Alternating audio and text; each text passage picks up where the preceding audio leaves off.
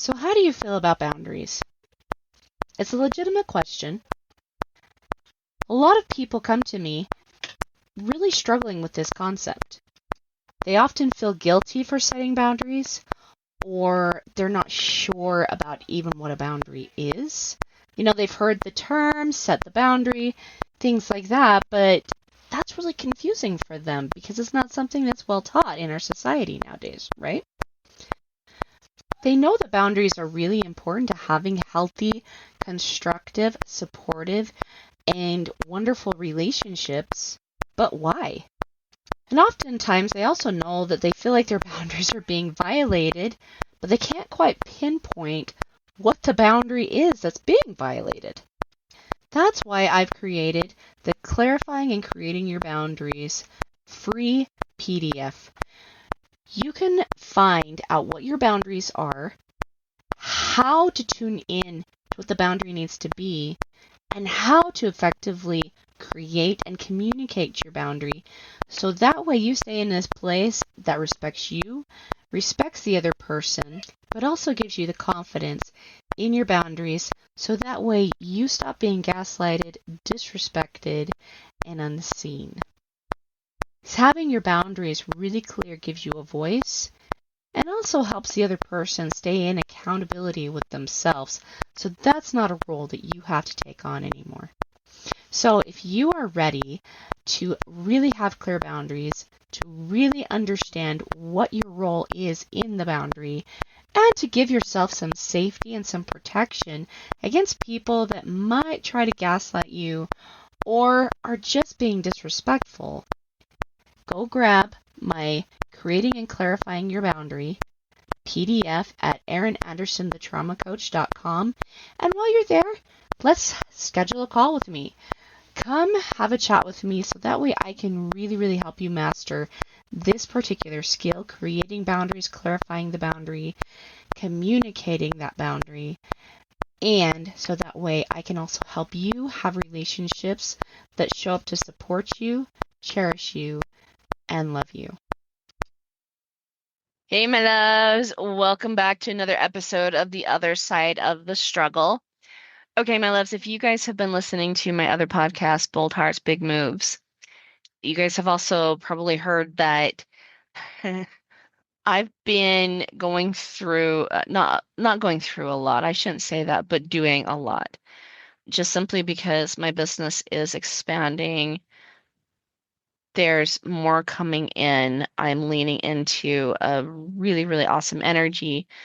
But in order to do that, my nervous system is a little short sometimes because I'm learning how to receive this next vision and this next piece in my business and what I do. Right now, as things stand, I'm doing my podcasts, I'm taking on coaching clients, I'm creating online courses, creating a book, couple of books actually, several books actually. I'm being asked to speak on stages, I'm being asked to speak on other podcasts, and I'm also going back to school full time to get my master's degree. So it's a lot. There is a lot going on, and sometimes these episodes are a bit inconsistent. And so I first and foremost want to apologize for that. But I want to really anchor in again and thank you guys for your patience with me because I don't promise a perfect podcast, but I do want to deliver really, really great content to you and help you feel seen and cared about and worthy because I absolutely do adore you. And I don't want you guys walking through the trenches alone. That being said, I might not always get a podcast out every week, but if it's not every week, it absolutely will be the week after. So within at least every other week, I will have a podcast out to you, and I'm going to be working on getting enough episodes out to where I can start bringing them out easily every single week to you. Because I know that this has been helpful for a lot of you. I get messages from you guys and so much love. And I want you to know how much I really appreciate that because as an entrepreneur, when you put your content out there, you hope it's going to be well received and it's actually going to help people. And guys, when I realized that my podcast is actually rated as one of the top 10 podcasts for healing betrayal trauma in very Christ-centered way, I was shocked. I was floored. And yes, like I want to deliver that type of content, but a lot of it is also because of you, my wonderful listeners, who give me a lot of grace and a lot of love back. And I just want you to know how much I really do appreciate that. You guys are just amazing, and I hope you know it. And today, I really want to focus on that because really, truly, I'm going to get emotional, you guys. Like, your souls are so beautiful. And I, you guys don't even know yet how incredible you are and how much love is really in this universe for you. You guys are really, truly amazing. And I mean it. I mean that from the bottom of my heart. And today we're going to focus on that because I really want to see this episode be one of the episodes that really lights you up, that really helps ignite that intelligence, that deep-seated light inside of you because, oh, honey, my love, you deserve to know yourself that way. And you deserve to love yourself that way. So today, I'm going to share with you my vision of you and God's vision of you in hopes that it ignites the love that really is there for you and that you learn to love yourself as fiercely as I do and as fiercely as God does. Because this is the precursor to deep healing. One of the hardest parts of trauma, betrayal, rejection, abandonment, abuse, and heartbreak isn't just what happened to us. It's when we start believing something about ourselves because of what happened. Somewhere along the way, many women began confusing reality with what is true. And the reality is that something painful happened. But the truth is what God says you are. And those are not the same thing. We can be living in reality, but it's not always true. And if we aren't careful, we'll start building our entire identity around the wounds that are created in this life instead of around God's truth about who we are. So today I want to help you separate those two. Because when you do, healing becomes possible in a way that never was before, and it's not fleeting. It's something that becomes anchored because now it's in your reality, not the wound. Because God did not create a wound. He created a miracle. God does not create problems. He creates perfection. And he created woman last.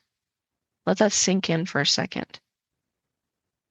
And if he creates perfect miracles, my love, what does that say about you? As his crowning creation? Think about that. And you might be sitting back and being like, yeah, but I don't feel that way. That's because you're identifying with the wound and not the truth.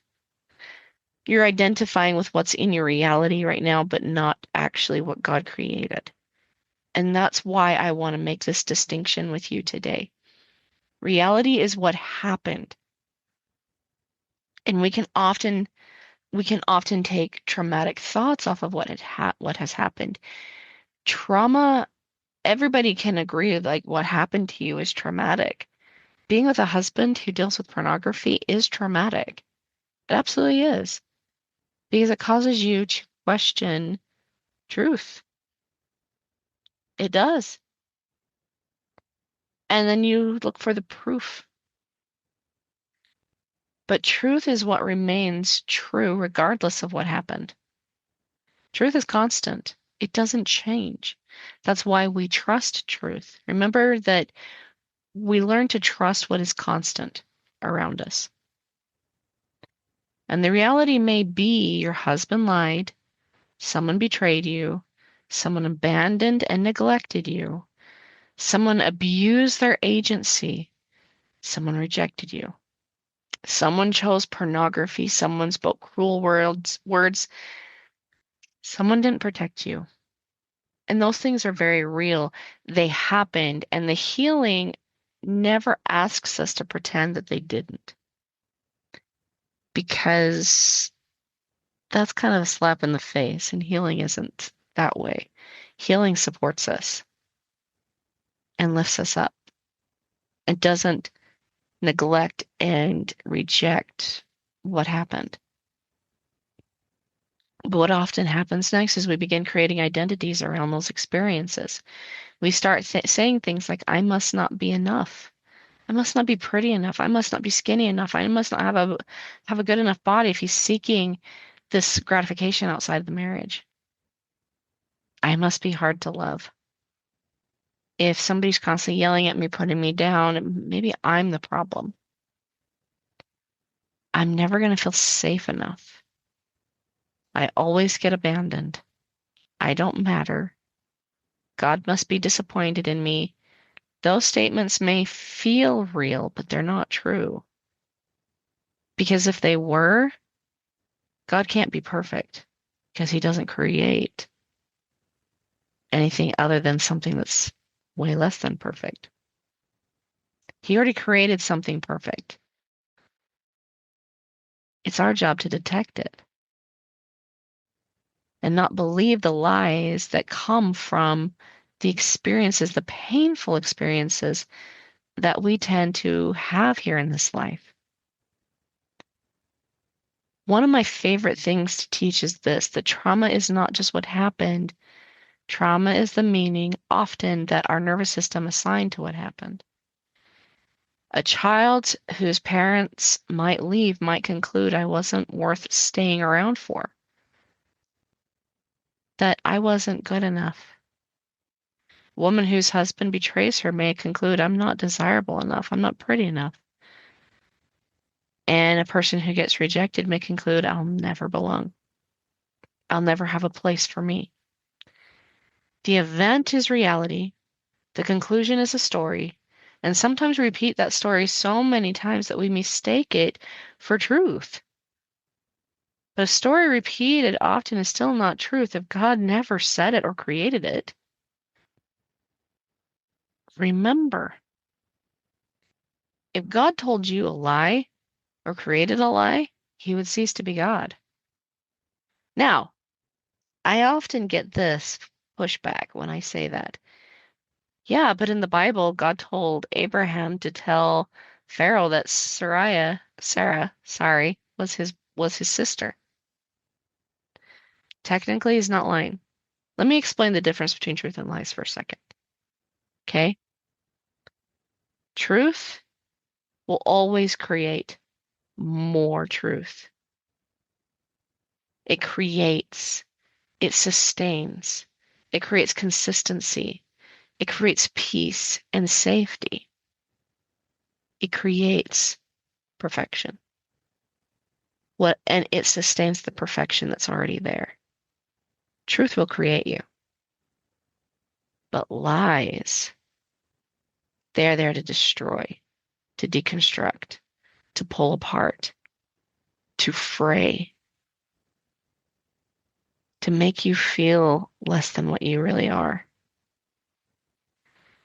So when you bring the definition between what an actual truth is, creation, and a lie is destruction, and they use the same words but create completely different meaning around it.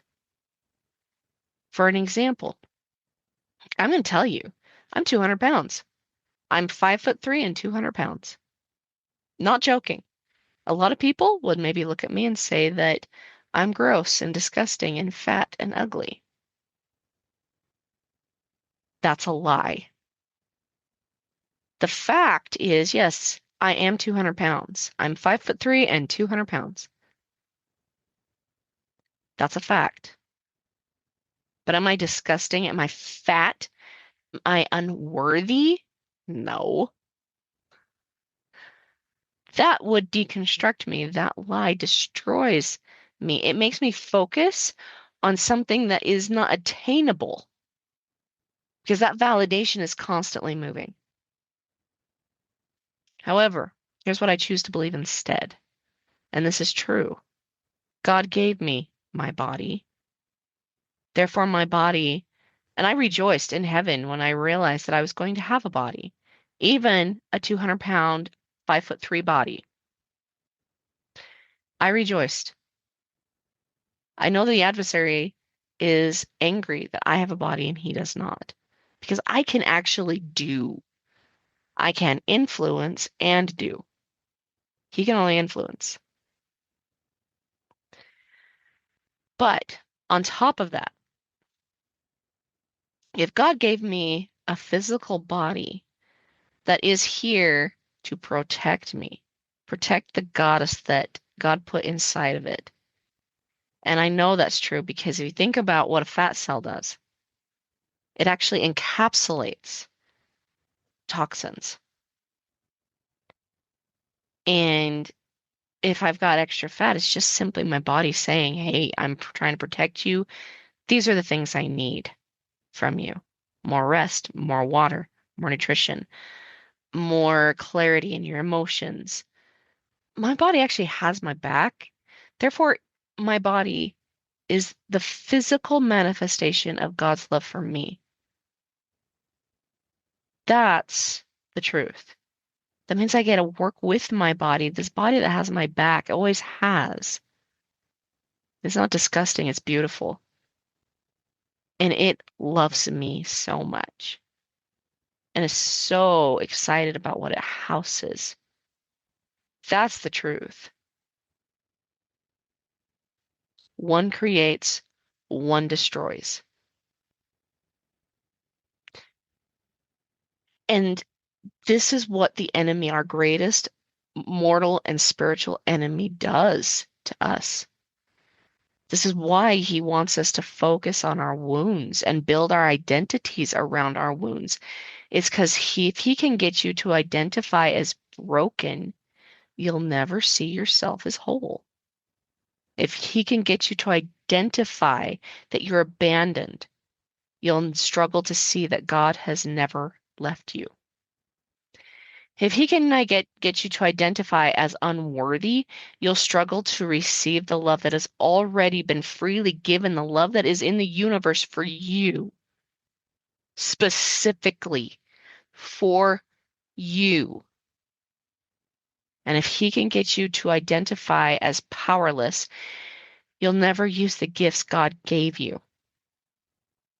The enemy wants your pain to become your identity, your reality, your truth.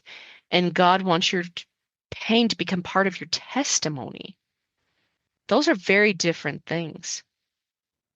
One is rooted in truth. One is rooted in lies. One creates you, the other one destroys. So let's ask a different question. Instead of what happened to me, what if we say, what did God create when he created me? What does the adversary not want me to know? What does he know that he's trying to hide? Because God says you're his daughter. You are loved. You are known. You are chosen. You are valuable. You are worth rescuing. You are worth protecting. You are worth healing. You are worth guiding. You're not forgotten. You're not disqualified. You're not beyond redemption. You're not too far gone. You're not broken. You're his perfect little girl. We'll be back after a quick break. Are you a faithful listener to the other side of the struggle? Have you loved the other side of the struggle for as long as you've been listening to it? Have you been waiting and begging for more episodes to come out?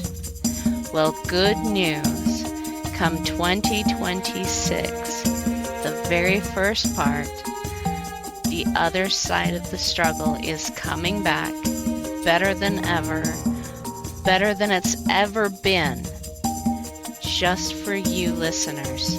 So now you can heal your trauma in ways that you've never realized were possible before. So tune in, 2026, we're coming back.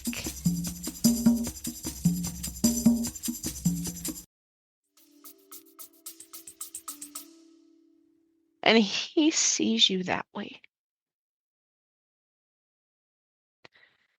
And none of those truths change because another person made poor choices around you. They are absolute truth. Nobody is more powerful than God, and therefore nobody's choices change what he created except for yours. And the adversary knows this, and this is why he gets you to try to believe something that's not true. Think about that for a minute. Another person's behavior does not have the authority, it cannot have the authority to redefine your identity. God already created a perfect miracle when he created you. And only God has the authority to do that. Why do we question him? Why? And this is where healing starts becoming incredibly powerful because now we can hold two things at once. We can say, ow, that hurt. That was crappy. Like, why did you do that? Why did that have to happen? But we can also hold that I am worthy. Yes, I was betrayed, but I'm still lovable. I'm still desirable. Yeah, I was abandoned, but God never abandoned me. He still's here. He is still remaining, and I still have people around me that love me. Yes, I made mistakes, but I'm never too far from God. He always knows where I'm at. Christ always can reach me. I'm still redeemable. Yes, I have scars, but I'm still beautiful. They just created a mosaic pattern in me. This is maturity. This is emotional strength. This is healing. This is not denying reality, but refusing to let reality become our identity. One of the most important boundaries you'll ever learn is this. I acknowledge reality without surrendering truth. Because now when fear speaks, you can ask, is that reality or is that truth? When shame speaks, you can ask, is that reality or is that truth? When self-doubt speaks, you can ask, is that reality or is that truth? When insecurity speaks, is that reality or is that truth? Sometimes reality really sucks and it really hurts. But that doesn't mean it's true. Truth will heal. It will drain the wound. It'll bring out, sometimes it is a little painful, but it'll at least allow you to bring yourself back together. Truth anchors, truth stabilizes. Truth gives us something solid to stand on when life feels uncertain. And at some point, every woman healing from betrayal faces a decision. Am I going to believe what happened, or am I going to believe what God says is true about me? Now hear me. Hear me carefully. I'm not saying deny what happened. And I'm not saying don't let what happened have a say in your life. Christ, however, had the final word. The God of heaven and earth, the God that created heaven and earth came to earth, lived a mortal life, and died on the cross. He had the final word. His life was of immense worth. We know this. But he gave it up for you. Yes, he gave it up for me. Yes, he gave it up for everyone, but it's not a blanket statement. That is a personal statement. He gave it up so you would know you're worthy of his life. And God allowed it to happen for the same reason. That you would know that you are worthy of this life of the Savior. He proved it in his action. He didn't have to do what he did, but he did it so you would always know your worth. He declared your value. And he already declared your identity through that one action. The question is, are you going to believe him? Are we going to trust that? My loves, maybe today your reality feels really overwhelming and really hard. And if that's the case, my heart really does go out to you. I feel so much love for you.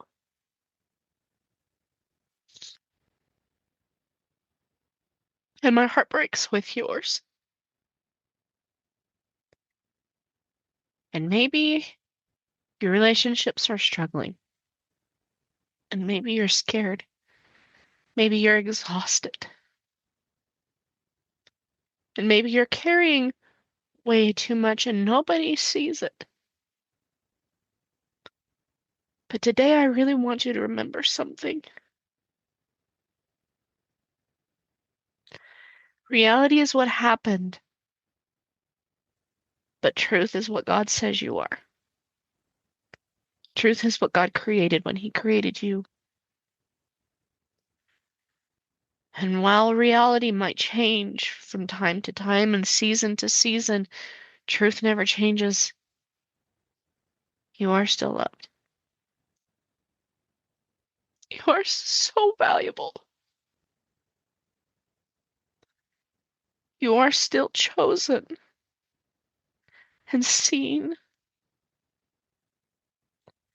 And you're capable. You're capable of healing.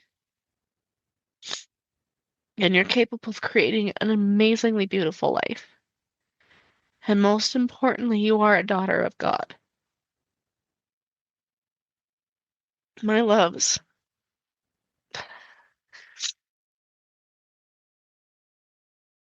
this is the most basic truth. There can be no other truth. Well, there is other truth, I'm sorry, but this is true about you. And Christ proved it with his life and giving his life to you. So today I hope you feel that. I hope it really anchors into your soul. And you recognize your beauty because it is there. He didn't create a mistake when he created you. He created a miracle, a perfect miracle. And he sealed it with his blood and the blood of his son. My loves, if you would love some help, please feel free to create some time with me. There is a link below in the podcast description where you can grab some time Come talk to me. Let's heal. And let's truth finally be your reality. All right, my loves. Until next week. I'll see you on the other side. I love you all.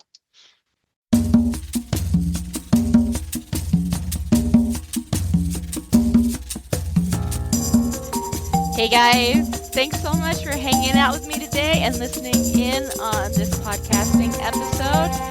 Don't forget to tune in next week. It's gonna be awesome.